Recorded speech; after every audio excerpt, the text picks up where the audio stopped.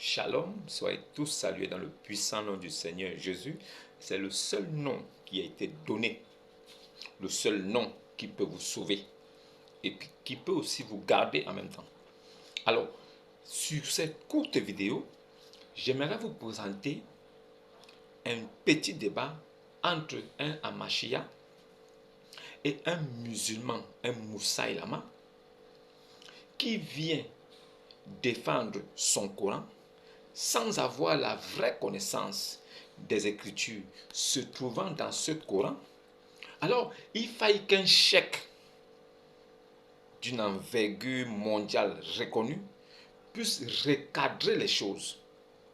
L'Ahmadiyya, il dit tranquillement que oui, pourquoi, et j'ai toujours posé cette question-là ici, pourquoi Jésus, qui n'est qu'un simple prophète, Dieu lui a permis de créer des oiseaux à partir de l'argile, alors que ce n'est que Dieu seul qui doit créer.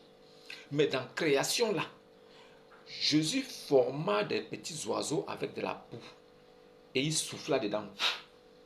Les oiseaux deviennent réels et ils sont envolés. Il n'y a que Dieu qui peut former quelque chose et souffler dedans, le souffle de vie. Et la chose prend vie, commence à vivre. Il n'y a que Dieu qui fait ça. Mais dans le Coran, il est écrit avec la permission de Allah. Donc Dieu permet à un homme mortel qui peut mourir, qui n'est qu'un simple prophète, de pouvoir façonner quelque chose et de souffler de sa bouche. Il souffle la vie. Il donne la vie à quelque chose d'inerte, quelque chose qui ne vit pas. Il est capable de ressusciter un mort. Voilà pourquoi Jésus pouvait souffler sur le visage de quelqu'un et la vie reprenait la personne. La personne ressuscitait et il vivait. Jésus lui-même, il est ressuscité des morts. Ce que les musulmans ont toujours refusé d'accepter. Ils ont toujours contesté, se faisant passer pour des grands savants.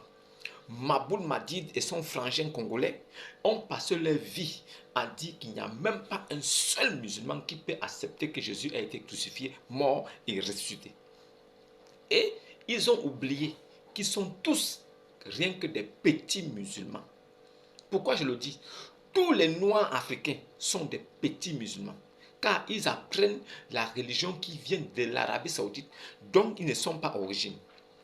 Ils ne sont pas d'origine. Alors, les vrais Arabes blancs qui maîtrisent bien leurs livres et le langage de leurs livres confirment que Jésus a bien été crucifié, mort et ressuscité.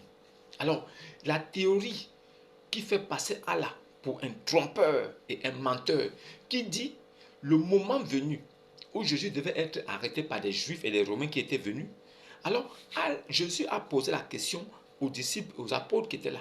Qui parmi vous veut être avec moi au paradis aujourd'hui? Alors, il y a un qui a dit moi.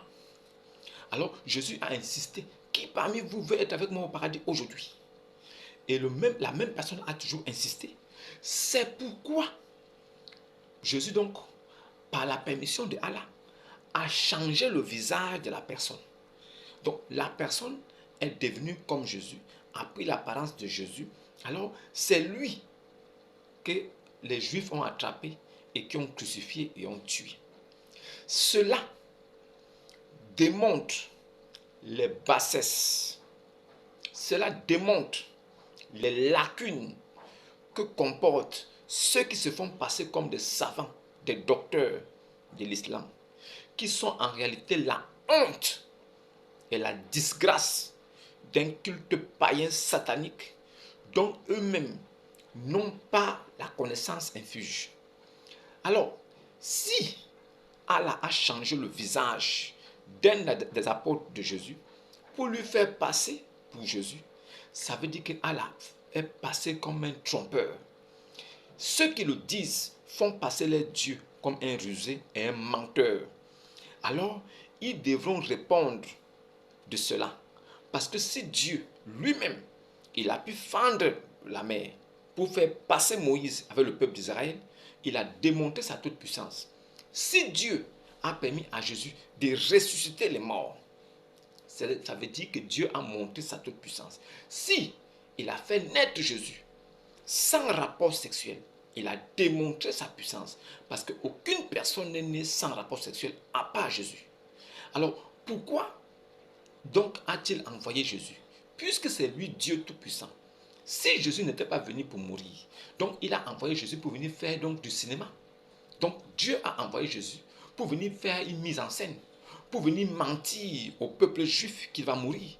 Donc Allah, le Tout-Puissant, envoie un prophète pour venir tromper et faire croire qu'il est mort. Mais il a quand même le pouvoir de l'élever au ciel après. Donc selon certains musulmans savants ignorants, ils disent que Allah a élevé Jésus Yassou au ciel vivant, physique, sans lui ôter la vie, sans lui donner la mort.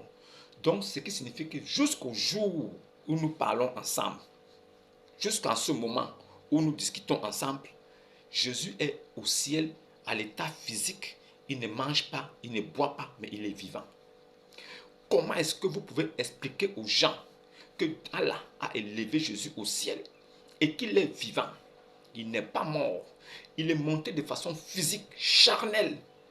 Alors, il ne mange pas et il ne boit pas. Voilà 2023 ans aujourd'hui. Est-ce que vous pouvez expliquer ça à vos fidèles qui vous suivent?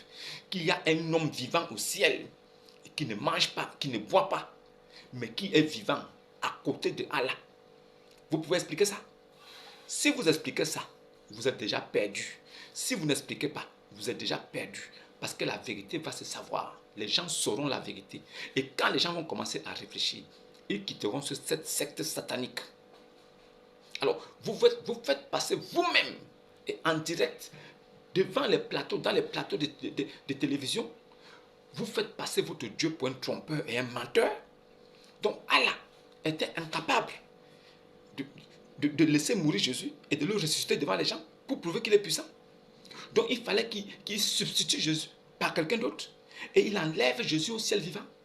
Vous ne pouvez pas contourner cela. Vous allez ruser, mais vous ne pourriez pas. Les Juifs ont posé la question à Mohammed. Les Juifs nous disent que leur Dieu est véritable. À travers Moïse, on a vu la toute-puissance et les prodiges que a opéré Moïse. Cela nous a rassuré que vraiment Dieu est avec lui. Les chrétiens aussi, on dit nous aussi chrétiens, on a vu la démonstration de la toute-puissance de Jésus. Il est venu, il a guéri, il a ressuscité, il a annoncé la bonne nouvelle, il est monté au ciel vivant. Les gens ont vu. Maintenant, toi, aujourd'hui, tu viens du côté des Arabes. Tu veux nous dire que c'est le même Dieu qui t'a envoyé.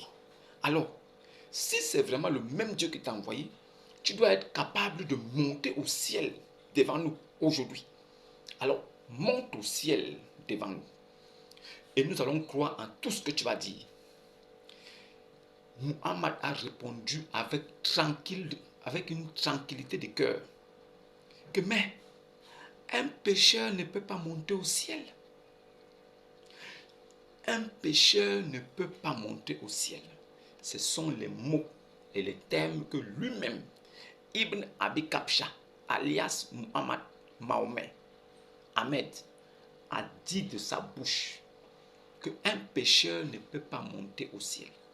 Donc, il a reconnu que si Jésus est au ciel, c'est parce qu'il n'est pas pécheur. Mais lui, en tant que pécheur, voilà pourquoi il est privé de cette gloire. Il est privé de ce privilège. Il ne peut pas monter au ciel et il ne pourra jamais monter au ciel. C'est la raison pour laquelle, en ce moment où je vous parle, Jésus est vivant au siècle des siècles. Pendant ce temps, Muhammad est mort. Il n'est jamais sorti de terre. Il est fini comme tous les autres hommes, comme tous les autres simples hommes. Alors, ce que j'apprécie sur le Ahmadiyya, il dit aux soi-disant savants musulmans que regarde ce que tu dis. J'ai dit ici que ton prophète a dit, le prophète des musulmans a dit que un pécheur ne peut pas monter au ciel. Mais le Coran reconnaît quand même que Allah a élevé Jésus au ciel. Même si les faux savants ont essayé de traficoter et de cacher la vérité, voilà un chèque qui vient rassurer tout le monde. il le dit haut et fort, que tous les musulmans qui disent qu'on a substitué Jésus, on a changé le visage, qui sont des maudits et des anathèmes. Pourquoi? Parce que d'après ces propos, ils sont en train de faire passer les dieux pour un trompeur et un menteur sans le savoir. Et lui, il est obligé de venir intervenir pour stopper l'hémorragie. Parce qu'il sent que ça va trop loin. Alors il vient stopper l'hémorragie. Il dit arrêtez vos absurdes et vos grossièretés. Arrêtez vos bêtises. Parce que si vous faites ça, au jour dernier, Allah va vous dire que donc, moi, le Tout-Puissant, j'ai substitué Jésus. Alors que c'est moi-même qui l'ai envoyé. J'avais déjà tracé son chemin. Je savais ce qui devait l'arriver. Mais j'ai trompé les Juifs en lui faisant croire aux Juifs qu'il est moi la croix, alors que je l'ai enlevé vivant au ciel. Et j'ai fait mourir quelqu'un d'autre à sa place. Donc je suis un injuste. Je suis donc une mauvaise personne. Donc j'ai fait tuer quelqu'un, un innocent, qui n'a rien fait. Et moi-même, je suis Dieu Tout-Puissant. Je sais qu'il n'a rien fait, mais je le fais mourir en lui donnant le visage de Yassou. On le tue à la place de Jésus. Quel genre de Dieu miséricordieux je suis si je fais mourir des innocents à la place des autres? Quel genre de Dieu miséricordieux je suis que de faire mourir Jésus que moi-même j'ai envoyé, qui est mon prophète, et que je savais que je devais élever au ciel. J'ai plutôt fait mourir un innocent qui n'était pas Jésus. Donc je suis un Dieu injuste, un Dieu trompeur. Faites attention à vos propos. C'est moi-même qui vous dis ici. Vous allez tomber un à un. Et dans la vérité de Dieu, je ne m'éloignerai même pas de la vérité de Dieu. La vérité est le socle sur lequel je me tiens. Vous allez tomber un à un. Et l'islam va être détruit. Je serai parmi les partisans de ceux qui vont faire tomber l'islam. L'islam ne pourra plus prospérer pendant mon vivant. Même après ma mort, l'islam va s'arrêter. Je sais de quoi je parle. Suivez. Bien parlé. Trois théories présentées par les juifs, par le christianisme et par les musulmans. Quels musulmans? Il y a centaines de musulmans, différents groupes qui sont différents d'Ahmadi. La communauté est basée sur les enseignements du Saint-Coran qui est révélé par Dieu, expliqué par le prophète Mohammed sallallahu alayhi wa sallam. Avant que j'arrive là-bas, que Jésus est levé au ciel, d'abord on regarde l'état du prophète Mohammed sallam devant les Mecquois. Mecquois, il demandait au prophète Mohammed sallallahu alayhi wa sallam certains signes. Pourquoi? Ce sont les gens qui habitaient avec les juifs et les chrétiens. Et chaque jour, les chrétiens, ils parlaient les miracles de Jésus. Les juifs, ils parlaient les miracles de Moussa, Moïse. Quand le prophète sallam, il proclame que c'est Dieu qui m'a envoyé. Maintenant, les Mecquois, ils demandent aussi au prophète, montre-nous les miracles. Quel miracle? Parmi les miracles, il demande un miracle. Il dit, Aou tarka fis sama walan nu'mina liruqayyika hatta tunazzila alayna kitaban nakra'uhu. Dia répondit, Kul subhana rabbi, hal kuntu illa basharar rasula. Que Mecquois demande au prophète, nous n'allons pas croire tant que tu ne montes pas au ciel devant nous. De votre ascension aussi, nous n'allons pas croire tant que tu ne descends pas avec un livre que nous-mêmes nous allons lire. Peut-être après cela, nous allons croire. Dieu répond quoi? Kul subhana rabbi. Oh, dit et que c'est mon Seigneur. Hal kunto illa bashara rasula, je suis un homme comme vous, mais envoyé de Dieu. Ce que vous demandez, ça contre la nature. Cela signifie, selon ce verset, qu'un bachar ne peut pas monter au ciel. C'est ça qu'aujourd'hui, il est venu pour approuver que Jésus, si quelque part chrétiens disent qu'il est un Dieu, oui, il est en train de confirmer, oui, il était un Dieu quelque part. Pourquoi il était un Dieu? Il est monté au ciel pendant que le prophète ne pouvait pas monter au ciel, c'est Dieu qui refuse. Un bachar ne peut pas monter au ciel. Pas seulement ça.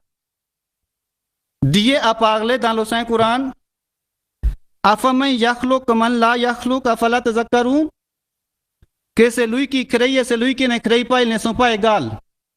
Et Dieu a dit que la personne que vous appelez Dieu, il ne crée rien, pendant qu'eux-mêmes ils sont créés. C'est-à-dire créer aussi, c'est un acte de Dieu. C'est Dieu qui crée. Mais le frère, il dit, désir créer. Les oiseaux, ils soufflaient sur eux. Vous ne voyez pas deuxième signe que quelque part, les chrétiens, ils ont raison pour dire que Jésus est Dieu. Pendant que le prophète Mohammed, il n'a rien créé. Il n'est jamais monté au ciel. C'est Dieu a dit, un bachar ne peut pas monter au ciel. C'est ça qui nous montre que Dieu a même lancé le défi. Que même vous réunissez tout le monde, vous ne pouvez pas même créer un mouche. C'est ça qui distingue un homme entre Dieu. Un homme ne crée pas, mais Dieu crée.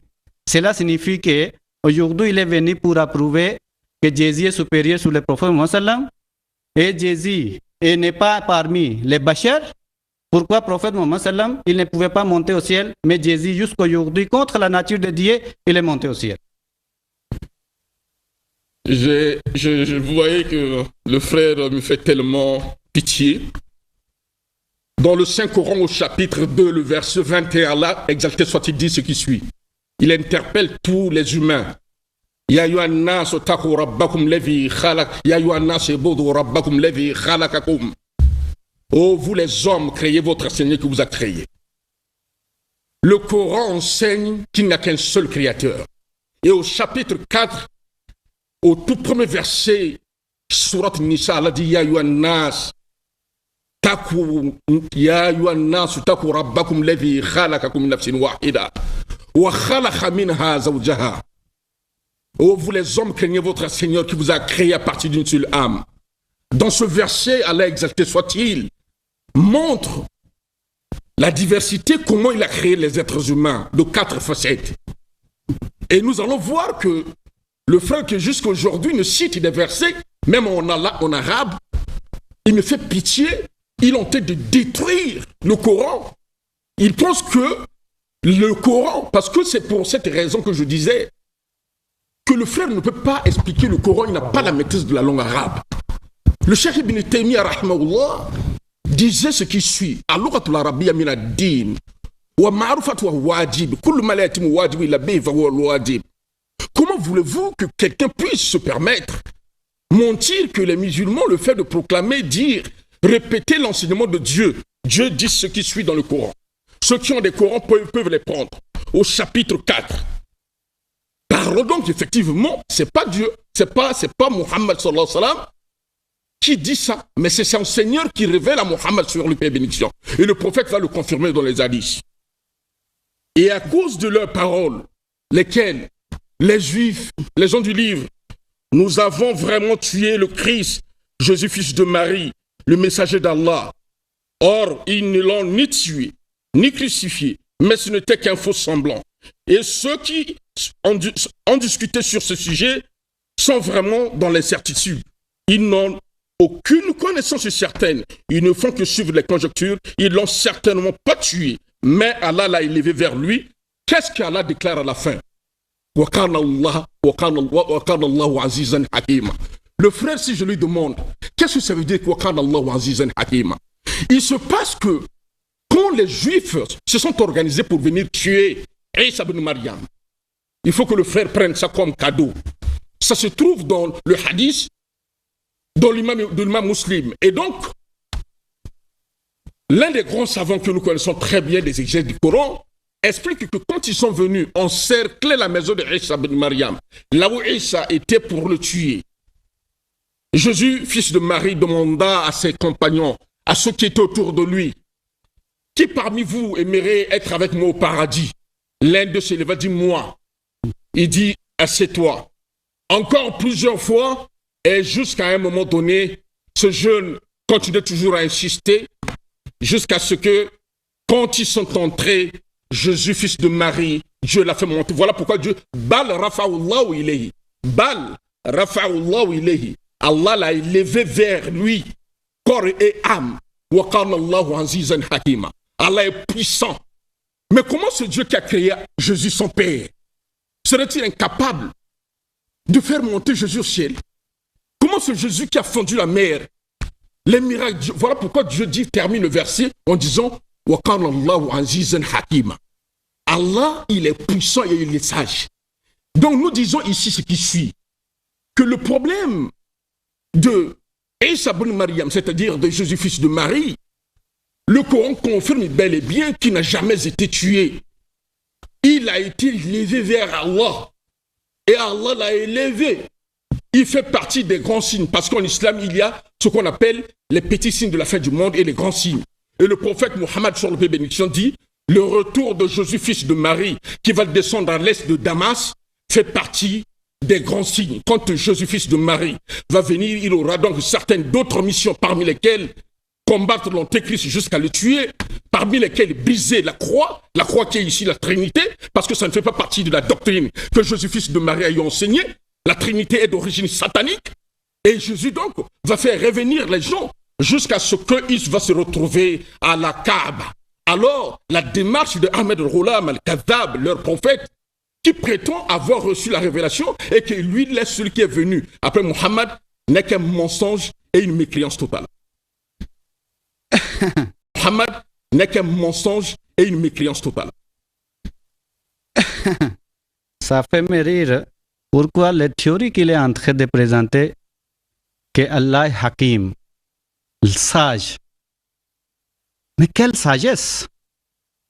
Quel pouvoir de Dieu! Imaginez un peu. Il dit que les Juifs, ils sont venus pour attraper Jésus pour le tuer.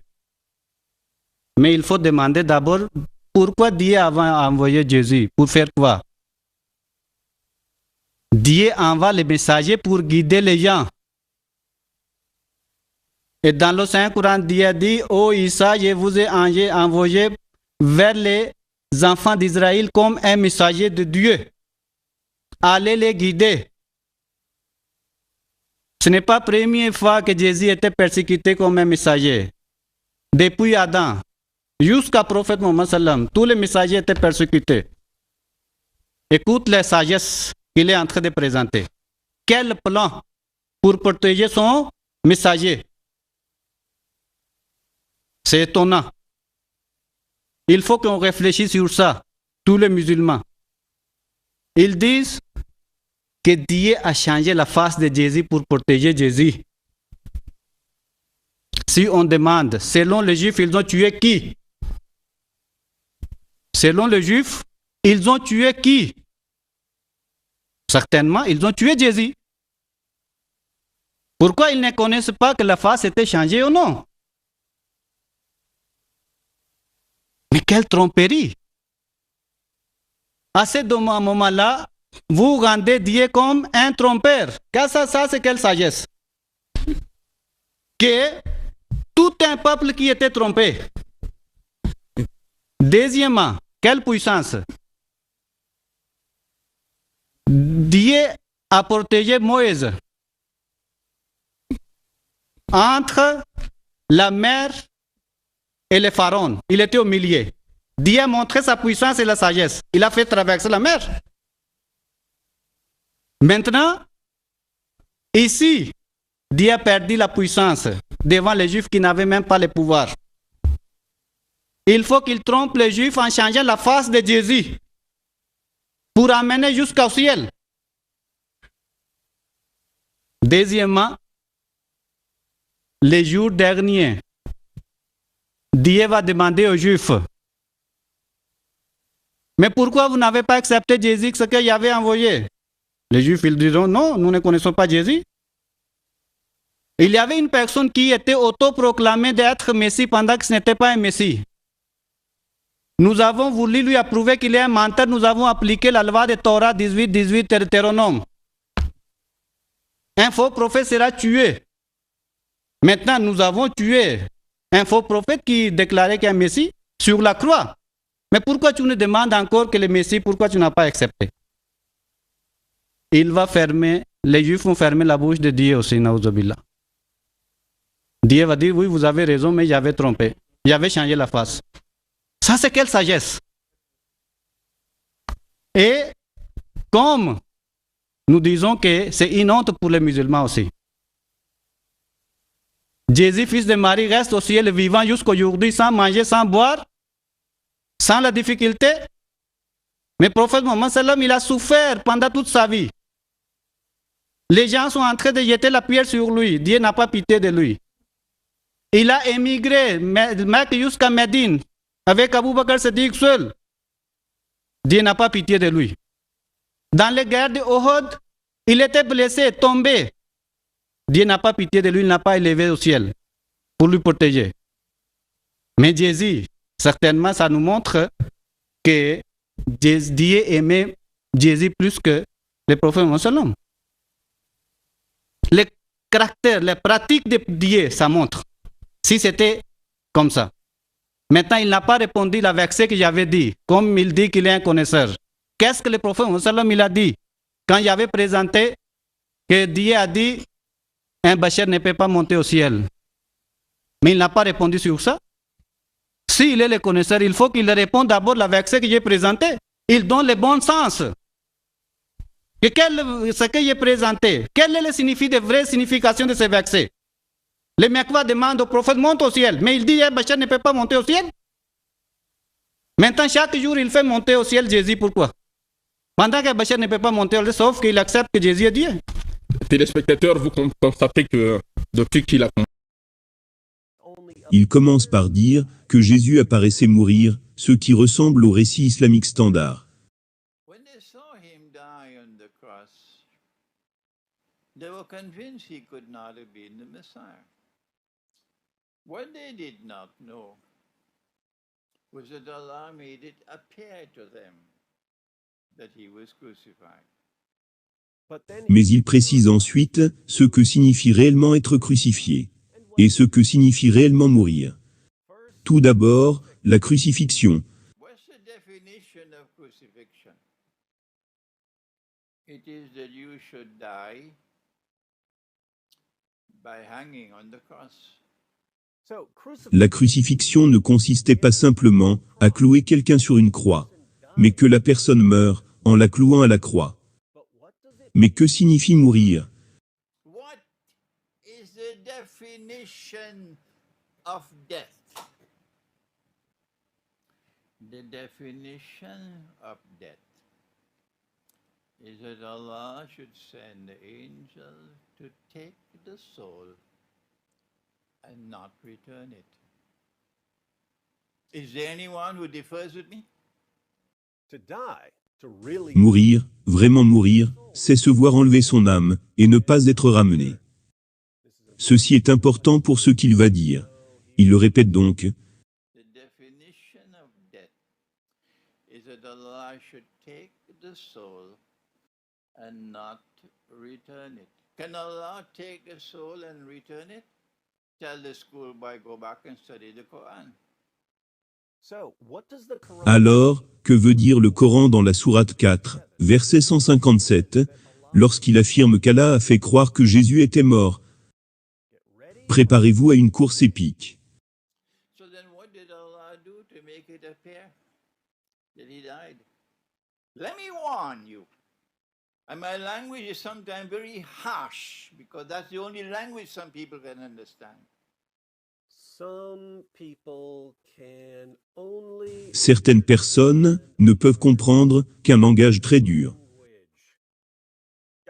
J'ai compris, Cheikh.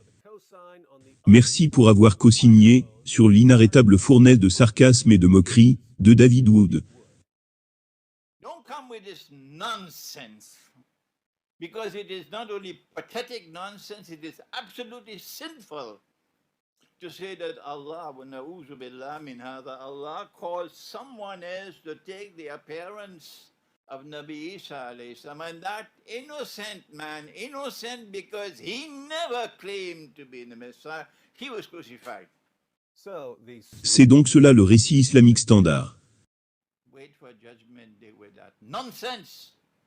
Pathetic nonsense. It's not there in the Quran, it's in your imagination. That's what it is. And yet it took the whole of Islam by storm. What a brainwash ummah we are today. La 8e ligne. Well, then what happened? Well, then why don't you go to the Quran? Let the Quran explain rather than go on fancy flights of imagination. You're going to tell Allah on Judgment Day, you caused that man to assume the appearance of someone? And he who never claimed to be the Messiah, he was crucified. That is an act of injustice. You attributing injustice to Allah? What foolishness. Il a raison. C'est absolument de la folie. Mais c'est ce que les musulmans me disent tous les jours. Allah took his soul. They thought he was dead. They took down the body. They put the body in the cave. They sealed the cave. Allah returned the soul. As simple as that. Nobody knew that the soul was returned.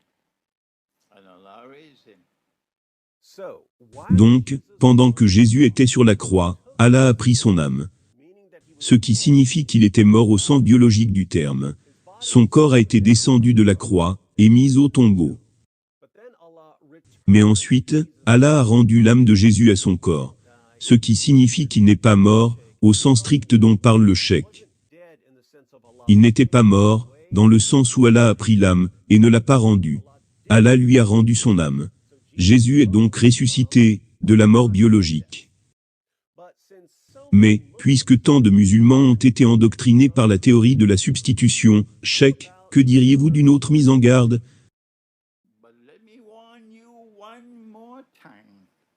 If you stick with this theory of substitution, you are going to be in a pathetic state on Judgment Day. Let me warn you one more time. This is a simple explanation from the Quran. And so, he did not die. Jésus n'est pas mort au sens où l'entend Cheikh Imran. Il est mort, dans le sens normal du mot mort. Il a été crucifié, au sens normal du terme être crucifié.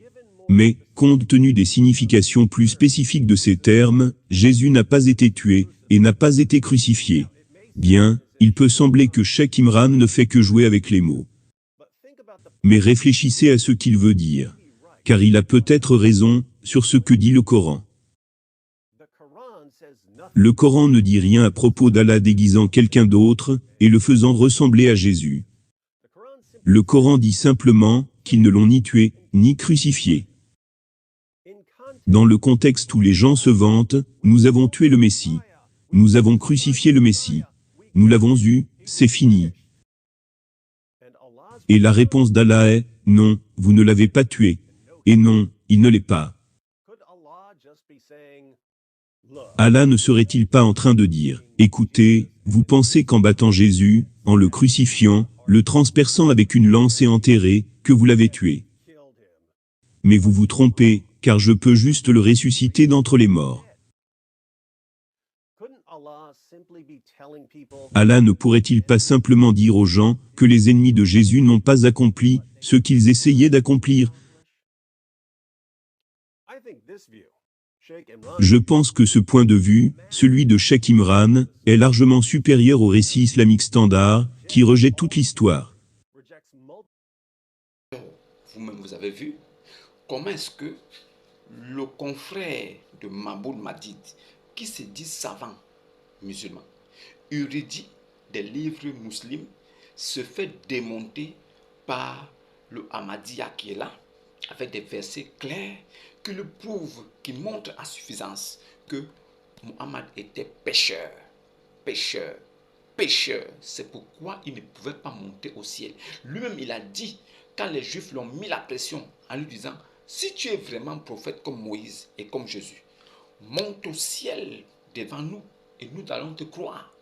Il a dit, oh, mais aucun pécheur ne peut monter au ciel. Cela signifie que Jésus n'a jamais péché. Ça, c'est une parenthèse pour mes frères musulmans qui veulent dire que Muhammad n'a jamais péché. Vraiment, vous êtes déçus. Vraiment, beaucoup de courage. Hein? Vraiment, consolez-vous, ça va aller. Mais pour le moment là, votre prophète là, il est pécheur comme moi, comme toi, comme vous tous là. C'est pour ça qu'il ne peut pas monter au ciel. Si Jésus est au ciel depuis 2023 ans jusqu'à aujourd'hui, et que votre prophète, depuis 1400 ans, est en terre, il n'est pas monté au ciel, il y a un problème. Malgré vos prières, vos salutations et vos paix sur lui, paix et salut, ça n'a rien donné. Il est toujours enfui au sol. Il ne sortira pas de là-bas. Vraiment, beaucoup de courage. Ça va aller. Hein? Mais nous là, nous savons que nous suivons Jésus. Il est vivant au siècle des siècles. Le Coran confirme ça. On n'a pas de pression. On est tranquille et on vous regarde. Entre vous-même les musulmans, il y en a qui sont plus sages que d'autres. Ce sont ceux qui sont sages là qui vont aider les chrétiens dans les démarches. Vous qui avez dit que Jésus n'a jamais été mort, crucifié, mort et ressuscité, que ce n'est pas écrit dans le Coran. Voilà un chèque. Lui, entre lui là, l'arabe blanc là, et vous, les noirs bêtes là, qui ne savez même pas parler à l'arabe là, entre vous bêtes et un arabe blanc de souche, qui peut connaître la vérité? Entre vous, qui? Vous avez compris ce que le chèque a dit? On ne veut plus vous voir ici dans les réseaux sociaux dire que non, Jésus n'a pas été crucifié mort. On ne veut plus ça. Parce qu'à chaque fois que quelqu'un va dire ça, je prendrai ta vidéo, je la colle avec celle-là, pap, j'envoie dans les réseaux sociaux. Même si ça prendra 10 ans, ça va passer entre les mains, les yeux de chaque musulman. Même tes adeptes que tu as corrompus, que tu as trompés là. Quand ils verront la petite vidéo là, ils vont écouter ce que tu dis. En même temps, ça va se couper. Ils vont écouter ce que le cheikh dit. Ils vont dire, oh, mais le noir là nous a dit ceci. Mais le cheikh arabe lui-même dit ceci. Donc le noir là a menti.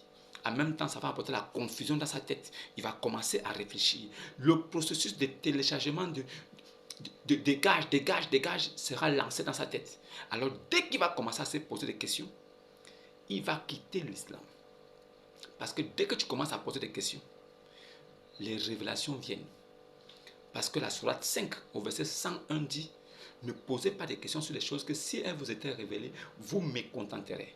Alors, quand il va commencer à se poser des questions, les choses qui vont lui être révélées vont le mécontenter et il va sortir. Voilà le but de cette vidéo. Et je me suis appuyé aussi sur les dires et la vidéo du Dr Wood pour apporter une petite touche finale. La Mahdiya avait déjà presque tout dit. Alors, la vidéo du Dr Wood est venue encore confirmer cela. Comme pour dire que ceux qui ne croient pas au vivant, ceux qui ne croient pas en celui qui est vivant, sont déjà morts spirituellement, étant vivants. Mais nous, qui avons cru en celui qui est vivant, nous sommes vivants au siècle des siècles, pendant que nous sommes vivants et après notre mort. C'est ça la grande bénédiction que le chrétien doit avoir en lui et il doit être rassuré. Quelle fierté, quelle force et quel privilège d'être l'épouse légitime, confirmée du Seigneur Jésus-Christ. D'être l'église ambulante du Seigneur Jésus-Christ. D'être le temple de Dieu sur la terre des hommes en ce temps, dans la grâce et la vérité. Shalom, que Dieu vous bénisse.